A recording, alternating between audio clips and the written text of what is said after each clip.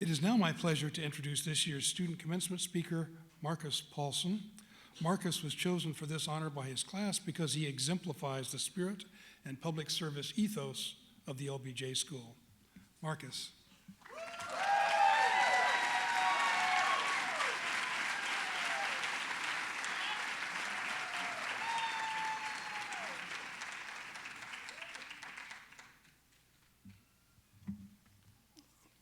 Thank you. Thank you so much.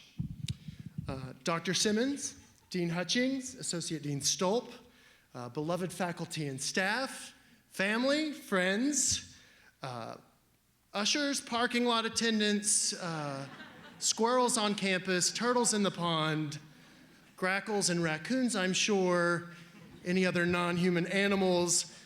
Welcome to the LBJ 2015 commencement ceremony, and thank you so much for being here. And welcome to Austin. What a wonderful city. We really enjoy having you here. We know that you had a lot of brunch options today, so we thank you for taking time out of your busy schedules to be with us. I am Marcus Paulsen, and I have the distinct privilege of being the LBJ 2015 class commencement speaker.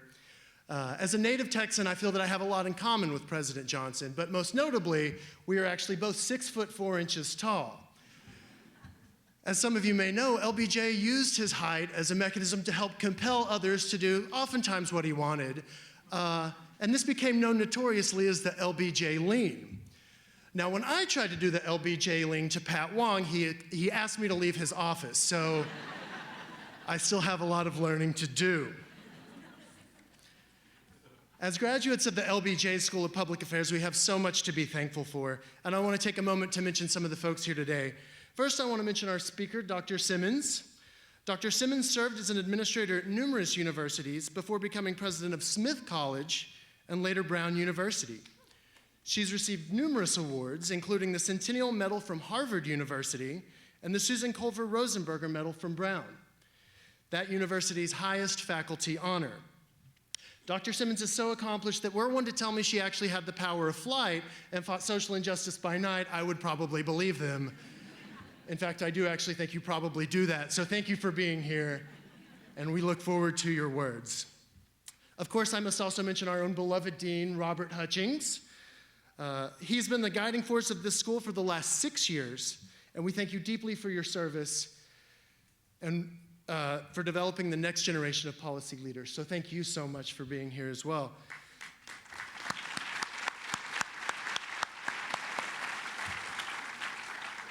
I would also like to give a special thanks to our staff here at the LBJ School. Thank you so much for your hard work in making this institution run smoothly and always being there when we needed you.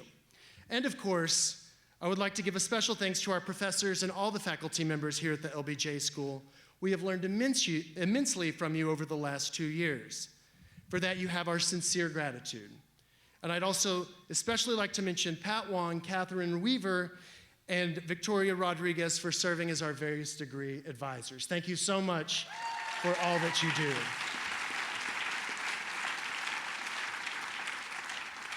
And finally, let us thank and remember President Johnson and Lady Bird Johnson. Though they are not here with us today, we remember them and we honor their legacy. So thank you to all of you.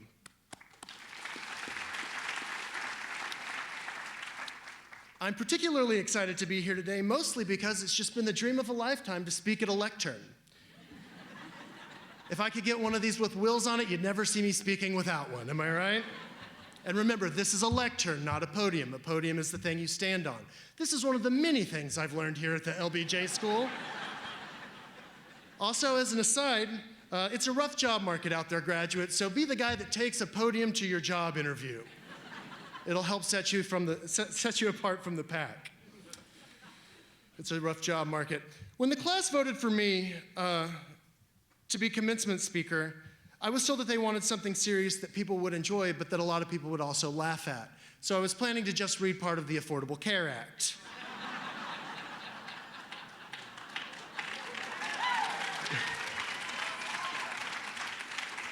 After some thought, though, I decided to go with something less controversial.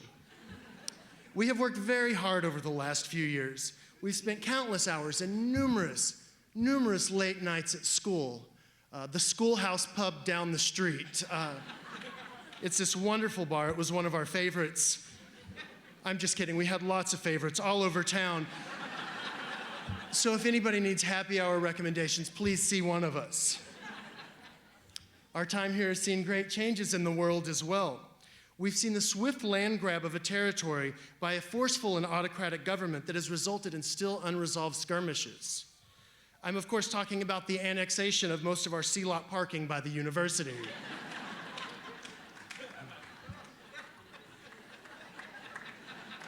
I'm proud of that one.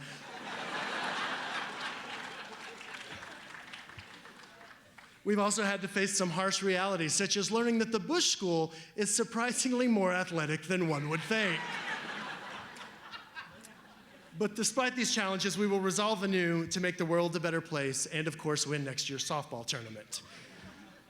And I say these things in the spirit of lightheartedness. I feel so privileged to be a part of a school and a master's program that not only celebrates unique personalities, but also rewards them. I've laughed immensely during my time here, which I think is a reflection of the optimistic and hopeful spirits of my classmates and our professors. And so I say personally, thank you to all of you for the wonderful memories. As our friends and family gather here today to watch us, they may be wondering, who exactly is the LBJ class of 2015? Well, besides being incredibly attractive, we're a lot of things. We are new parents and soon-to-be parents. I'm looking at Nkechi, Allison, I think Jeremy, there's others. We're also young fiancés like Paul Gainey and Maya Perez. Now here's a fun fact. Paul and Maya actually met in Dr. Matt's IEM class. So after we learned that they were dating, we calculated their Z-score to prove that they do have a statistically significant relationship. Also, if they ever do decide to have a baby, it would be an LBJ School class of 2015 super baby, so we're keeping our fingers crossed for that. But we are a lot of things. We are Teach for America alumni and Peace Corps volunteers.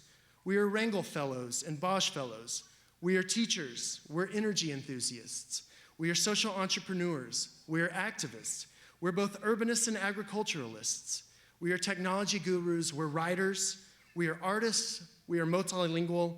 And most importantly, we're all policy aficionados. And while we are all of these things, we are also people that care. People that care about others, people that care about our communities, and people that care about solutions to our biggest problems. Have no doubt, the problems we face are huge. The path forward is difficult. Global climate change looms as one of the greatest problems of the 21st century. The rise of religious extremism across the world is of great concern. Even 50 years after President Johnson signed the Civil Rights Act into law, we still see social injustice against minority communities that we cannot seem to end. Our politics have become more divided than ever. There's a consistent struggle to get anything done in our polarized elected bodies. And to solve many of our society's most daunting problems, we will have to work together. In our years at LBJ, we have learned a lot of things. But perhaps the most important thing we have learned is not to fear the problems we face. While we respect these problems and understand them to be profound, we also believe that we can be pragmatic about them. Solutions do exist or can be found. We can develop an effective path forward and act. And if I speak more broadly about the generation of young adults alive today, I refuse to believe that we are a generation of inaction. I refuse to believe that we aren't able to deal with the challenges of this century. And I refuse to believe that we are a group of can't-do people.